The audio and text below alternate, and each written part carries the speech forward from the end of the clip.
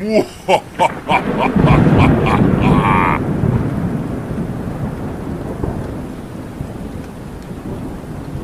दोस्तों, आशा करता हूँ आप सब बहुत अच्छे होंगे। कहानी अच्छी लगे तो लाइक और सब्सक्राइब करिएगा और बेल आइकन पर ज़रूर प्रेस करिएगा। तो चलिए सुनाते हैं आज की कहानी। आकाश, सोनू, राहुल और हिमांशु अपने दोस्त की शादी के कार्यक्रम से वापस आ रहे थे। शादी मध्य प्रदेश के पन्ना जिले के एक गांव में थी। उस गांव से झांसी जाने वाली सड़क टाइगर रिजर्व के बीच से निकलती थी। रात को क्या, दिन में भी उस सड़क पर ट्रैफिक बहुत कम रहता था। रात में तो वह सड़क बिल्कुल सुनसान रहती थी। उस सड़क पर कई हादसे हो चुके थे। रात में बहुत लोगों की जानें जा चुकी थी, इसलिए वह सड़क मौत का रास्ता कहलाती थी। लोगों ने उन्हें बहुत बहुत मना किया था कि वह रात को मत जाए वहां से, लेकिन वह नहीं माने। रात में उस सड़क पर दूर दूर तक केवल उनकी ही कार थी और कोई दूसरा वाहन नहीं था। वो 15 से 20 किलोमीटर चले, तभी जंगल में से किसी भयानक जानवर की आवाज़ सुनाई दी। मैंने मना किया था कि रात को नहीं जाते हैं, पर इस सोनू को बहुत जल्दी थी। अगर रात में किसी जानवर ने हमारा डिनर कर लिया तो सुबह कौन तेरी दुकान खोलेगा? आकाश ने पूछा। तू भी बहुत डरपोक है, सोनू बोला। गाड़ी में कोई जानवर कैसे तुझे खाएगा? खा तो सकता है, पर जानवर नहीं, भूतों जो मौत के रास्ते पर रहते हैं, आकाश ने बोला। आदमखोर भूत चुड़ैल या केवल फिल्मों और कहानियों में होते हैं, हिमांशु बोला, जो कि कार को ड्राइव कर रहा था। आकाश बोला, नहीं, इस सड़क पर भूतों का साम्राज्य है। इस इलाके में कोई रात को निकलता है तो सुबह उसका छत विछत सब ही मिलता है। शरीर का मांस नोचा हुआ होता है और गर्दन पर दांतों के निशान होते हैं। बस कर, सोनू बोला। एक तो आज अमावस की रात है, ऊपर से तू भूते प्रेतों की कहानी सुना रहा है। अमावस की रात में भूतों की शक्ति दोगुनी हो जाती है। तभी जोर से बिजली चमकी, सोनू की हल्की सी चीख निकल गई। तभी हिमांशु ने जोर से ब्रेक लगाई। पिछली सीट पर बैठे सोनू और राहुल अगली सीट से टकराए। क्या हुआ? राहुल ने पूछा। शायद जंगली जानवर तेजी से सड़क पार करके गया। मुझे तो कुछ दिखाई नहीं दिया, आकाश बोला, जो कि ड्राइवर के साथ बैठा था। तू झपकी ले रहा होगा, गाड़ी को आगे बढ़ाता हुआ हिमांशु बोला। चारों की आंखें बाहर अंधेरे में देखने की कोशिश कर रही थी, पर किसी को कुछ दिखाई न दिया। थोड़ी दूर चलने के बाद अचानक गाड़ी बंद हो गई। राहुल ने पूछा, क्या हुआ? पता नहीं क्या बात है, उतर कर देखता हूँ, हिमांशु ने जवाब दिया। तब राहुल बोला, ठीक है, तू गाड़ी चेक कर, मैं तब से पेशाब करके आता हूँ। राहुल सड़क से उतरकर जंगल में झाड़ियों की तरफ चला गया। तभी एकाएक तेज बारिश शुरू हो गई। हिमांशु जो बोनट खोलकर खड़ा था, गाड़ी में आकर बैठ गया। तीनों जन गाड़ी में बैठकर राहुल का इंतजार करने लगे। 4-5 मिनट बीत गए, राहुल वापस नहीं आया। आकाश ने कार का दरवाज़ा खोल के आवाज़ लगाई, राहुल राहुल। उधर से कोई जवाब नहीं आया। आकाश बोला, राहुल कितनी देर लगाएगा?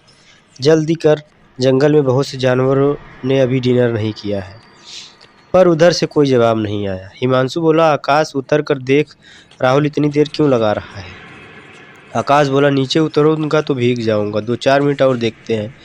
उसने फिर से जोर से आवाज़ लगाई, राहुल राहुल। 15 मिनट हो गए थे, पर राहुल अभी तक वापस नहीं आया था। आकाश और सोनू गाड़ी से नीचे उतर जंगल की झाड़ियों की तरफ चल दिए। हिमांशु गाड़ी में ही बैठा था। सोनू और आकाश आगे बढ़े। अंधेरे में घूर घूर कर राहुल को ढूंढ रहे थे, पर वहाँ कोई नहीं था। सोनू ने आवाज़ लगाई, राहुल राहुल, पर कोई उत्तर नहीं आया। दोनों के कपड़े बुरी तरह भीग चुके थे। आकाश और सोनू आगे बढ़े। उन्हें थोड़ी दूर झाड़ियों में कुछ सरसराहट की आवाज़ सुनाई दी। वो आगे बढ़े, तभी उन्हें राहुल की दर्दनाक भयानक चीख सुनाई दी, जैसे किसी का कोई अंग काटा जाए तो चीखता है। दोनों तेजी से आवाज़ की ओर भागे। भागते हुए सोनू का पैर किसी चीज़ से उलझा और वह नीचे गिर गया। आकाश ने पलट कर देखा, सोनू गिरा हुआ है। उसने सोनू को उठाया। सोनू के पैर में मोच आ गई थी। सोनू बोला, आकाश, मैं चल नहीं पाऊंगा, तू आगे जा और राहुल की मदद कर। शायद कोई जंगली जानवर उधर है, वापसी में मुझे ले लेना। आकाश ने कहा, ठीक है, तुम यही पत्थर पर बैठो, मैं राहुल को लेकर आता हूँ। आकाश जंगल में आगे बढ़ गया। अंधेरे और बारिश के कारण कुछ दिखाई नहीं दे रहा था। आकाश बार बार राहुल को आवाज़ दे रहा था, पर कोई उत्तर नहीं मिला। आकाश अब किसी अनहोनी की आशंका से डर गया। उसने पास ही पड़ी एक सूखी मोटी डंडी उठाई और सावधानीपूर्वक आगे बढ़ा। उधर हिमांशु कार में बैठा बैठा परेशान हो रहा था। लगता ही है तीनों मिलकर मुझे डरा रहे हैं। तभी उसने राहुल की दर्द भरी चीख सुनाई दी। वह बुरी तरह से घबरा गया। हिमांशु ने गाड़ी की डिग्गी से हॉकी निकाल कर अभी वो सड़क से उतरकर झाड़ियों में घुसा ही था कि उसे सोनू की चीख सुनाई दी। हिमांशु तेजी से जंगल में भागा। आकाश को गए बहुत देर हो गई थी। सोनू के पैर का दर्द बढ़ता जा रहा था। उसे थोड़ी दूर एक सफ़ेद साया नजर आया। तभी किसी ने उसके कंधे पर हाथ रखा। डर से सोनू चीख पड़ा। सोनू, मैं हिमांशु, हिमांशु ने कहा। सोनू ने मुड़कर देखा। हिमांशु को देखकर उसने राहत की सांस ली और उससे पूरी बात बताई। हिमांशु बोला, मैं देखता हूँ। हिमांशु हॉकी लेकर आगे वाली दिशा में चला गया। आकाश अंधेरे में राहुल को आवाज़ देता हुआ जंगल में बढ़ता जा रहा था। उसका शरीर बुरी तरह कांप रहा था। तभी उसने अपने ऊपर एक कुछ हलचल सुनाई दी। उसने ऊपर की ओर देखा तो पेड़ से ऊपर कुछ आकर गिरा। वह उसे नीचे दब गया। उसने ताकत लगाकर उसे अपने ऊपर से हटाया। यह राहुल का मृत शरीर था। राहुल की आंखें खुली हुई थी और फैली हुई आंखें कटोरिया से बाहर आने लग को थी। उसका एक हाथ कटा हुआ था। शरीर से जगह जगह से मांस गायब थे, जैसे किसी ने नोच नोचर कर खा लिया हो। आकाश हड़बड़ा कर उठा। अंधेरे में ऊपर की ओर देखा। वो एक विशाल पीपल का पेड़ था। आकाश घबरा कर बुरी तरह वहाँ से भागा। उसे नहीं पता था कि जंगल के अंदर और जा रहा है या बाहर की ओर। हिमांशु जंगल में आगे बढ़ रहा था। तभी उसे एक बूढ़ा आदमी दिखाई दिया। उसने सफ़ेद कपड़े पहने थे। हिमांशु को जंगल में बूढ़े को देखकर हैरानी हुई। उसने उसे आवाज़ दी, बाबा। वह बूढ़ा चलता रहा। फिर उसने आवाज़ दी, बाबा। बूढ़ा चलता रहा। हिमांशु ने दौड़कर पीछे से बूढ़े के कंधे पर हाथ रखा। बूढ़ा पलटा। हिमांशु चीख से नीचे गिर। बूढ़े के चेहरे पर केवल दो आंखें थी, दो गोल आंखें थी। उसकी नाक, पलके, भौहें, मुंह, होठ कुछ नहीं था। चेहरा पर केवल दो गोल आंखें थी। उसने डरावने चेहरे को देखकर हिमांशु की सांसें रुक गई थी। हिमांशु को देखकर बूढ़े की आंखों में शैतानी चमक आई। उसने अपना हाथ बढ़ाकर हिमांशु की गर्दन पर रखा और एक झटके में गर्दन और धड़ को अलग कर दिया। बेचारा हिमांशु चीख भी नहीं सका।